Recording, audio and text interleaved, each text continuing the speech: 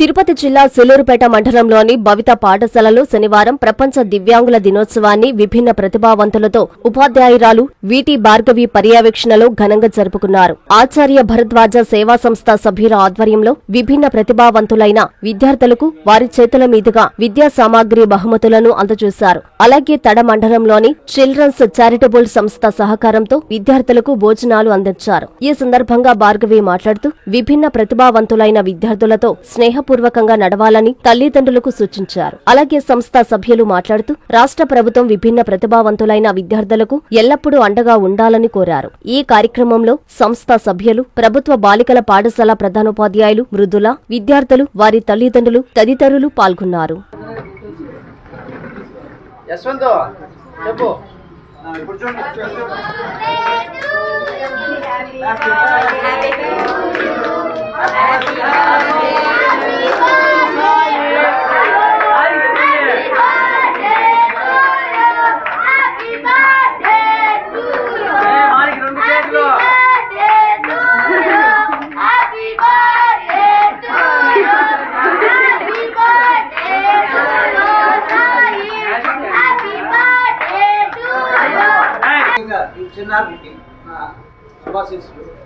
ఈరోజు ఈ కార్యక్రమం ఇంత చక్కగా జరుపుకుంటే మనకు ఒక ముఖ్యమైన వ్యక్తి ఉన్నాడు. ఈరోజు మిస్ అయిపోయాం. ఆయన కర్త కర్మ క్రియ ఎవరు? చంద్రబాబు తాత. మర్చిపోయారా? ఈరోజు అనివార్య కారణాలు రాలేకపోయారు. ఆయన ఎక్కడున్నా ప్రతి కార్యక్రమాన్ని జరిపించే విధంగా ఆయన ప్రోగ్రామ్ కండక్ట్ చేస్తారు. ఇంకోటి ముఖ్యమైన పిల్లలందరినీ పెద్దలందరూ చెప్పారు. ముఖ్యంగా తల్లిదండ్రులకే ఈ కార్యక్రమం పెట్టాలి. ఏమంటే పిల్లల్ని మన ఇంట్లో మన సొంత బిడ్డల్ని ఒకరిద్దరి బిడ్డలతో కాపాడుకొని వాళ్ళతోనే ఇసుకుంటున్నాం, వేగలేకపోతాం నీతో అంటాం. అలాంటిది ఇంతమంది 30-40 మంది బిడ్డలు ఒక మనిషి కార్యక్రమం చాలా మెచ్చుకోవాలి. ప్రత్యేకంగా ఎంతైనా శ్రద్ధించి వాళ్ళని తోడ్పాటు చేస్తూ వాళ్ళకి కావాల్సిన అన్ని సౌకర్యాలు కల్పిస్తూ ఇంకా గవర్నమెంట్ నుంచి వచ్చే ప్రోత్సాహకాల కోసం ప్రయత్నం చేస్తూ అలాంటి ప్రత్యేక సంస్థల కోసం ఎంతో మంది వచ్చేస్తున్నారు. ఒక ముఖ్యమైన దీనివల్లనే ఇంత కార్యక్రమం జరుగుతుంది. కాబట్టి పెద్దలు ముఖ్యంగా ఇక్కడ ఎంతవరకు చెప్పగలుగుతామా?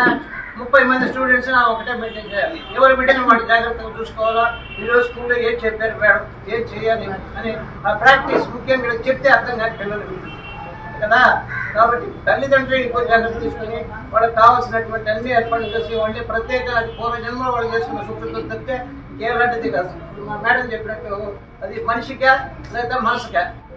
మనసు అందరికీ బాగుంటుంది, అందరూ గొప్పవాళ్ళు. ప్రతి ఒక్క బిడ్డకి ఏదో ఒక టాలెంట్ ఉంటుంది. అది గుర్తించి దాన్ని ఇంకా డెవలప్ చేసుకోవాల్సిన బాధ్యత ముఖ్యంగా హ్యాపీగా జీవితంగా ఉండాలనే ఉద్దేశంతో మన ప్రభుత్వం కూడా ఒక ప్రోగ్రాం ద్వారా ఈ పాఠశాల అభివృద్ధి చేస్తూ మరి చేయాలని చెప్పేసి కొనసాగిస్తూ ఉన్నాము. తల్లిదండ్రులు కూడా మీరు ఆ బిడ్డల పట్ల మీరు ప్రేమ కల్పిస్తూ మిగతా మీ బిడ్డల్లో ఉంటారు కదా, ఇంకో బిడ్డ కూడా వాళ్ళిద్దరి మధ్య స్నేహాన్ని కల్పించాలి.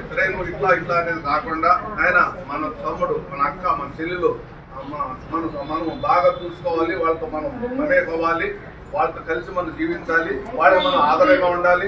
వాళ్ళతో మన ఒక బిడ్డల్లో కూడా మనం వాళ్ళకి బాధ్యతని అప్పచెప్పాలి.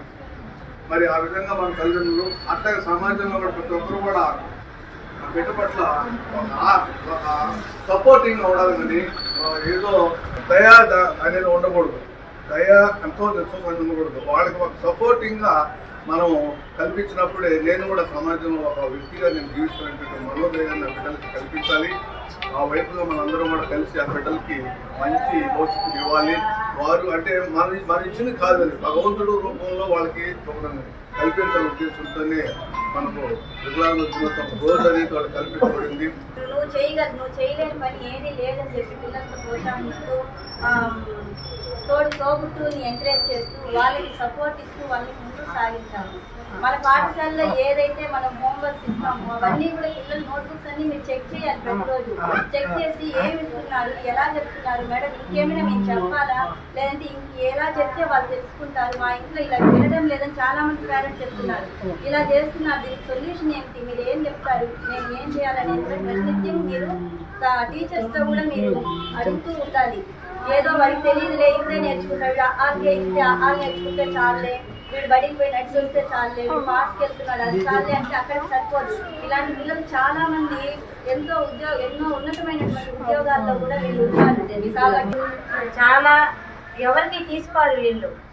వీళ్ళతో మనం కొంచెం ఓపికగా ఉండాలి. ఈ టీచర్లకైతే నేను ప్రత్యేకంగా కృతజ్ఞతలు చెప్తాను. ఎందుకంటే చాలా ఓపికగా పిల్లల్ని ఆ డ్యాన్స్లో మెలకువలు నేర్పించాలన్నా అసలు చూడకుండా అన్ని స్టెప్స్ నేర్చుకోగలిగారు. చదువు కూడా అంతే నేర్చుకోగలుగుతారు వాళ్ళు కొంచెం ఇంట్రెస్ట్గా దాన్ని మనం చెప్తే. నేను చెప్పదలుచుకున్నది ఏంటంటే మెడికల్ సర్టిఫికేట్ కూడా చాలా ఇంపార్టెంట్ అండి. ఇప్పుడు మాకు 10th క్లాస్కి వచ్చింది ఒక అమ్మాయి. ఇప్పుడు మేము పోయి ఆ అమ్మాయికి అంటే దానివల్ల చాలా యూజ్ ఉంది. ఆ అమ్మాయికి ఎఫ్ పెట్టేసి ఇప్పుడు పంపించి వాళ్ళ తల్లిదండ్రులు ప్రోత్సహించి ఈరోజు కూడా డ్యూటీగా అసలు 10 మార్క్స్కి పాస్ మార్క్స్ ఉంటాయి. ఆ సర్టిఫికేట్ మన దగ్గర ఉండాలి. అది 10th లో ఎత్తుక్కోకుండా ఇప్పటి నుంచే మీరు కొన్ని పర్మనెంట్ సర్టిఫికేట్స్ కూడా ఉంటాయి సార్. మెడికల్ కొన్ని అప్పుడప్పుడు రెన్యువల్ చేసేట్టు కూడా కాకుండా కొన్ని ఇంజనీరింగ్ విద్యపై అప్పటికీ ఇప్పటికీ ఎప్పటికీ చెరిగిపోని ముద్ర వేసిన ఏకైక విద్యా సంస్థ నారాయణ. రేపటి ప్రపంచాన్ని శాసించబోతోన్న ఏఐ టెక్నాలజీని అందిపుచ్చుకొని విద్యారంగంలో వస్తున్న మార్పులకు అనుగుణంగా విద్యా విధానాన్ని మార్చుకుంటూ విద్యార్థుల్లో మేధోశక్తిని పెంపొందించేందుకు ప్రత్యేకమైన ప్రణాళికతో కోర్సులను అందిస్తున్న అపూర్వ విద్యా సంస్థ నారాయణ. నాక్ మరియు NBA గుర్తింపు పొంది 27 సంవత్సరాల అనుభవంతో అత్యున్నత ప్రమాణాలతో ఇంజనీరింగ్ విద్యకు సరికొత్త దశ దిశ చూపుతున్నాయి నారాయణ ఇంజనీరింగ్ కళాశాలలు. అండర్ గ్రాడ్యుయేషన్ మరియు పోస్ట్ గ్రాడ్యుయేషన్ కోర్సులను అటానమస్ కరికులం ఆధారంగా అందిస్తూ 2024-25 విద్యా సంవత్సరంలో 50కి పైగా MNC కంపెనీలలో 600కు పైగా ఉద్యోగ అవకాశాలు పొంది మరియు వాటిలో అత్యధిక ప్యాకేజ్ 12 lakhs per annum సాధించిన ఘనత నారాయణదే. AICTE ద్వారా గుర్తింపు పొందిన idea labs, drones, 3D printer, Juniper network centre of excellence, robotics, IoT centre of excellence ల్యాబులు కలవు. అడ్మిషన్లకై సంప్రదించండి. నారాయణ ఇంజనీరింగ్ కళాశాలలు నెల్లూరు మరియు గూడూరు.